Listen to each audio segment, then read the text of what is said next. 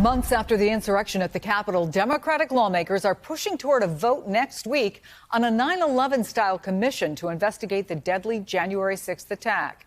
Meanwhile, federal authorities are still prosecuting suspects tied to the insurrection. Just yesterday, the feds arrested an active-duty Marine and accused him of pushing police and forcing a U.S. Capitol door open. Joining me now with the latest is NBC News Washington investigative correspondent Scott MacFarlane. It's always good to see you, Scott. This isn't the only serviceman facing charges. Where does he fit in, and what else is known about the other members of the military here?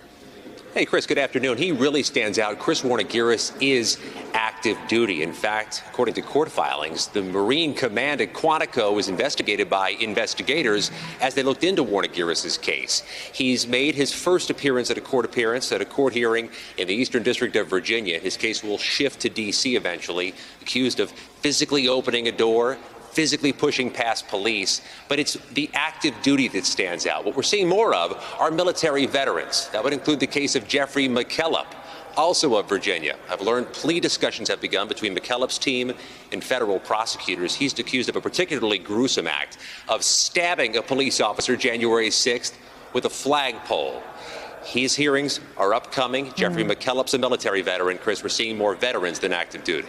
So, Scott, we are hearing about some plea deals. And you know, in a relatively minor charge, it can mean nothing. It just means that they've decided to settle. But it can also mean someone has information on other bigger fish.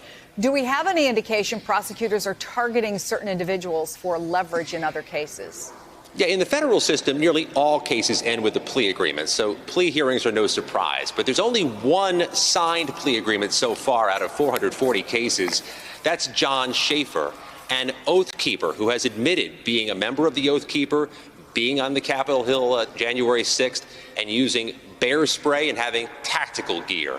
Big admissions. He's a member of the far-right Oath Keepers group, and that really is the focus of federal prosecutors with the most serious charges, and many of the defendants being held in custody pending trial are associated with those far-right groups, the Oath Keepers, the Proud Boys. One other note, we're watching a case on Monday, Chris. Daniel Rodriguez of California, accused in the attack on Officer Michael Fanone, the D.C. police officer who was tasered, who was beaten, who was heckled outside the Capitol. We'll watch what happens there. But by our count, nearly 140 officers were hurt that day, ranging from minor to graphic injuries. One officer temporarily blinded and scarred by a chemical spray attack outside the Capitol. We also have an officer who was knocked unconscious in addition to having a concussion. We'll watch all these cases and these injuries closely.